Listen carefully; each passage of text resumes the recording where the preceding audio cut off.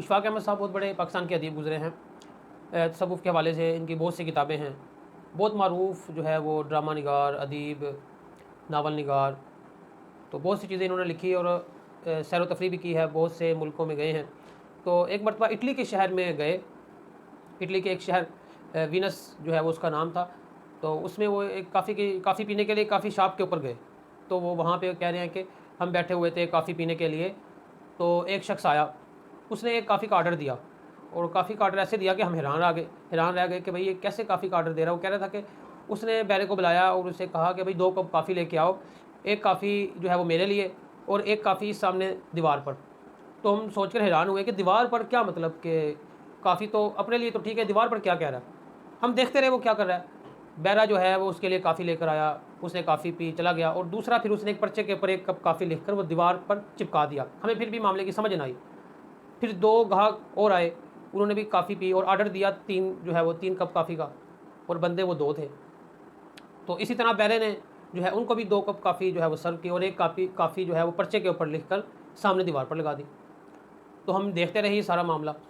وہ 2 بندے بھی جب چلے گئے تو پھر جو ہے وہ ایک بندہ کافی شاپ کے اندر داخل ہوا، جو بہت غریب آدمی لگ رہا تھا، چہرے سے، کپڑوں سے، تو ایسے کپڑے نہیں تھے کہ اس کے حلیے سے ایسے لگ رہا تھا کہ وہ کافی اپنے پیسوں سے نہیں پی سکتا۔ تو اندر داخل ہوا، اس نے بیرے کو بلایا اور کہا کہ 1 کپ کافی دیوار پر سے۔ تو بیرے نے اس کو اتنی ہی عزت اور احترام دیا جتنی دوسرے گاہکوں کو دے رہا تھا، تو اس کو 1 کپ کافی لا کر دیا، اس نے کافی پی اور بغیر پیسے ادا کیے وہ یہاں سے چلا گیا۔ تو اشفاق احمد صاحب کہنے لگے ہمیں پھر سارے معاملے کی سمجھ آ گئی یہ کیا ہو رہا ہے، کہ کوئی بندہ جب چائے پینے کے لیے، کافی پینے کے لیے آتا تو وہ اپنی مرضی سے غریبوں کے لیے بھی 1 کپ کافی کے پیسے ادا کر سکتا تھا، پھر اس کے لیے جو ہے وہ دیوار پر لگا دی جاتی تھی، جو غریب آتا تو وہ دیوار پر سے جو ہے وہ اس کو کافی پلائی جاتی تھی۔ تو بیرے نے پھر جب وہ غریب آدمی کافی پی کر چلا گیا تو بیرے نے ایک جو ہے پرچہ اتار کر اپنے کاؤنٹر میں رکھ لیا۔ تو اشفاق احمد صاحب سوچنے لگے، کہنے لگے اٹلی کے شہر میں یہ کتنی اچھی روایت قائم ہو گئی ہے، غریبوں کی مدد کر رہے ہیں، تو کاش پاکستان میں بھی ایسی روایت شروع ہو جائے۔ دیکھیں اللہ تعالیٰ جو ہے ایک انسان کو جب مال دیتا ہے تو یہ اس کے لیے آزمائش ہوتی ہے، کہ اللہ تعالیٰ آزماتا ہے کہ یہ میرے راستے میں خرچ کرتا ہے کہ نہیں کرتا، غریبوں پر خرچ کرتا ہے یا نہیں کرتا۔ اگر غریبوں پر خرچ نہیں کرتا، کنجوسی کا مظاہرہ کرتا ہے، تکبر کا مظاہرہ کرتا ہے، اللہ تعالیٰ کو شکر ادا نہیں کرتا، تو اللہ تعالیٰ مال واپس لے بھی لیتے ہیں۔ تو ایک آزمائش ہے۔ کچھ لوگ غریب ہوتے ہیں، ان کے اوپر بھی آزمائش ہے کہ وہ اس غربت کے اندر صبر کرتے ہیں یا نہیں کرتے، اور جن کو مال دیا وہ شکر کرتے ہیں یا نہیں کرتے۔ تو مالداروں کو چاہیے کہ زیادہ سے زیادہ جو ہے وہ اللہ تعالیٰ کے راستے میں خرچ کریں۔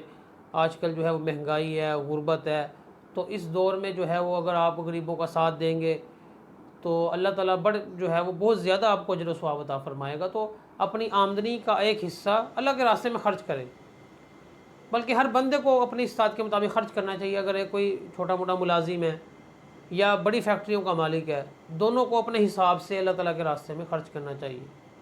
تو جب کوئی ملازم یا کوئی سیلری آتی ہے تو اس میں سے 1%، 1% رکھ لے کہ یہ اللہ کے راستے میں نکال لیے لازمی، باقی کو خرچ کر لے، تو اللہ تعالیٰ اس سے جو ہے برکت ڈالے گا، آپ کے مال کے اندر برکت ہوگی۔ صدقہ جو بندہ 1 روپیہ صدقہ دیتا ہے تو اللہ تعالیٰ اس کو 10 روپے واپس دیتا ہے، یعنی 1 کے بدلے 10 ملتے ہیں۔